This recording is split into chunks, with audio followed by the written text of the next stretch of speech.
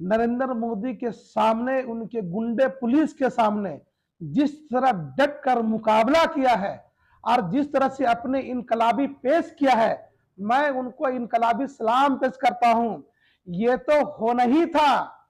आज नहीं तो कल तो धर्मेंद्र प्रधान को इस्तीफा देना ही था, उनको पता था। लेकिन इसमें थोड़ी देर हुई। हमने पहले भी कहा था,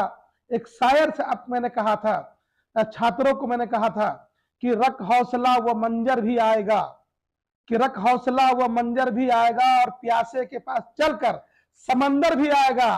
तो थक हार के ना बैठ ए मंजिल के मुसाफिर, मंजिल भी मिलेगा और मिलने का मजा भी आएगा। तो आपने देखा कि जितने भी नखरे थे नरेंद्र मोदी का, धर्मेंद्र प्रधान जी का, सब नखरा इनका खत्म हो गया। और जो हमारी 3 मांगी थी स्टूडेंट के, इस छात्र के, जो देश के छात्र नौजवान जो जंतर मंतर पर बैठे थे, 3 ही मांग था हमारा। सबसे पहला मेरा डिमांड था कि देश के शिक्षा मंत्री धर्मेंद्र प्रधान का इस्तीफा हो, और दूसरा था कि जितने भी नीट के पेपर में जो साथी हमारे नौजवान जो सुसाइड कर लिया था, उनको कंपनसेशन मिलना चाहिए था, और उनकी कंपनसेशन की हम लोगों ने मांग की थी। और तीसरा, जब संसद मार्ग जब हम लोग कूच कर रहे थे, तो उस टाइम दिल्ली की पुलिस, ये गुंडे पुलिस और सेंट्रल के फोर्सेस जो बिना सिविल ड्रेस में, बिना वर्दी, बिना नेम प्लेट के गुंडे लोग जिस तरह से छात्रों को, छात्राओं को, बहन बेटियों को जिस तरह से पीटी गई थी, इनको कपड़ा उतारा गया था, तो यह मांग था कि इनमें जो मुकदमा किया गया था, वो मुकदमा वापस लेने की भी हमने लोगों ने बात रखी थी। जो अब सूत्र से जानकारी मिला है, जो एकदम पुख्ता जानकारी, हम लगातार जंतर मंतर पर अपने मित्रों से हम संपर्क में थे, क्योंकि कल हमको यहां से जाना था, लेकिन इससे पहले खुशखबरी आई है। हम इसके लिए पूरे देश के लोगों को मुबारकबाद देना चाहेंगे कि आपके अंदर वो ताकत, वो जज्बा था, जो नरेंद्र मोदी जी को घुटनों को टेकना पड़ा और आपकी शर्त को मांगना पड़ा।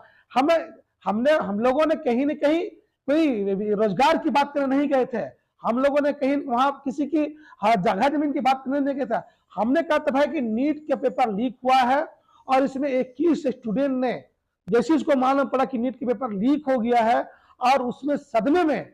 आके लोगों ने सुसाइड कर लिया, तो हमने कहा कि भाई ऐसे लोगों जो पद पर बैठे हैं वो उस लायक नहीं है, उनको इमीडिएटली उनको रिजिग्नेशन होना चाहिए था, और दोषियों को जो है उसको पनिशमेंट मिलना चाहिए था। और यही हम लोगों का मांग था। और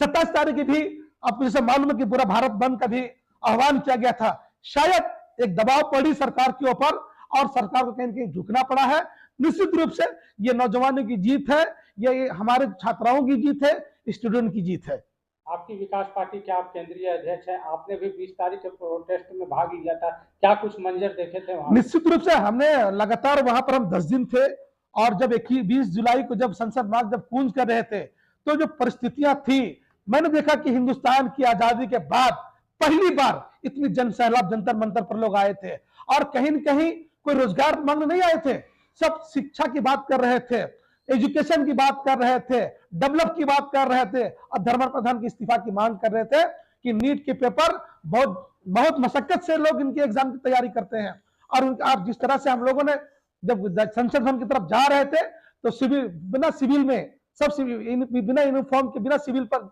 में लोग और लाठी डंडे से लोगों को पीट रहे थे। उसमें हम लोग भी 2-4 लाठियां मार खाए थे, लेकिन हम लोगों ने हारा नहीं। हम लोगों ने मैसेज दिया कि तुम जितना भी गोलियां चलाओगे, डंडा चलाओगे, ये उस स्टूडेंट इतना मजबूत होगा, और जो हमारा इंसाफ है, जो हमको न्याय की जो हमने मांग उठाई है, हमको मिलकर रहेगा।